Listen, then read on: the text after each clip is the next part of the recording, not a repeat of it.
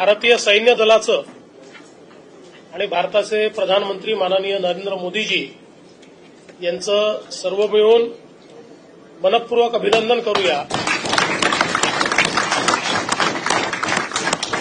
अतिशय प्रिसिशन पद्धतीनं air strike करून दहशतवाद्यांचे 9 अड्डे पूर्णपणे ध्वस्त करण्यात आलेले आहेत आणि यावेळी ते ध्वस्त करतानाचं संपूर्ण शूटिंग अवेलेबल असल्यामुळे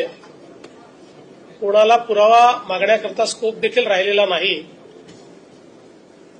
आणि मला असं वाटतं की सर्व भारतीयांकरता अभिमानाचा असा हा दिवस आहे की आमच्यावर झालेला हल्ला हा भारत सहन करणार नाही,